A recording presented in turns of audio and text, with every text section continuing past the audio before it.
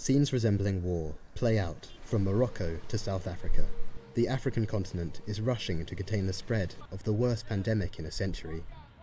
Governments have enforced the harshest restrictions in living memory as the world battles the novel coronavirus. This is a mercy mission, this is a life restoration mission, and this is a life-saving mission, and this is a life-giving mission. Over 500,000 people across the globe have contracted COVID-19. Tens of thousands have died, and the number is rising fast. Africa lags behind the epicenters in China, Europe, and the US, with positive diagnoses in the lower thousands. But that number too is climbing. In the past week, the first official cases appeared in Libya, Guinea-Bissau, and Mali. Meanwhile, Nigeria, Kenya, Zimbabwe, and South Africa had their first deaths. Health experts say that the world's poorest continent is especially vulnerable and that these figures likely fall far short of the reality. Authorities have taken this seriously. Streets emptied in Kigali as Rwanda became the first African country to order a nationwide lockdown. On Friday, South Africa followed suit. Police on the streets checked that residents stayed indoors.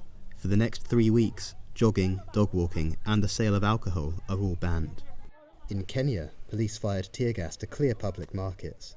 Ugandan police shot 2 men who ignored transport bans. Public places, like Egypt's Pyramids of Giza, were disinfected to reduce the risk of infection. Mali faces challenges on all fronts. It is battling to control jihadist conflict and reported its first cases of COVID-19. A nighttime curfew is now in place. But President Ibrahim Boubacar Keïta decided to press ahead with parliamentary elections, even after the main opposition leader was kidnapped. Gunmen abducted Soumaïla Cissé and shot dead his bodyguard in the centre of the country on Wednesday. As with the global economy, the virus is taking its toll on business in Africa.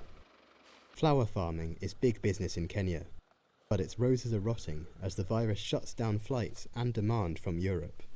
It's affecting my life because I have children going to school. I myself, I need food, clothing, paying rent, and everything of the sort. The government has announced significant tax breaks to try and ease the burden of reduced trade. On Twitter, Senegal's President Macky Sall called for the cancellation of Africa's debt.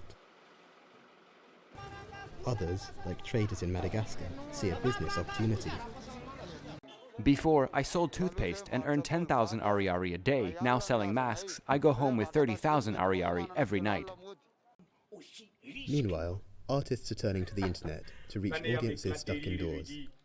In Burkina Faso, a traditional storyteller live streams his tales to maintain the practice of oral storytelling.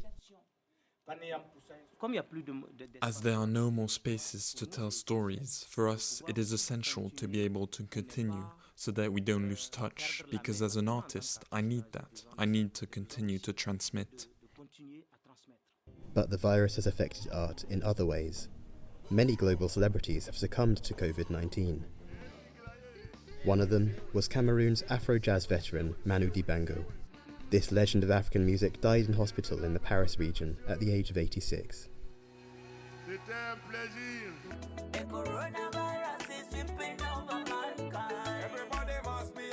As lockdowns start or continue in the next few weeks, public messages to prevent infections have become a mantra, like this one from Ugandan musician turned politician Bobi Wine. Wash your hands, keep a distance from others, prevent the spread. Bad news is that everyone is a potential victim, but the good news is that everyone is a potential solution.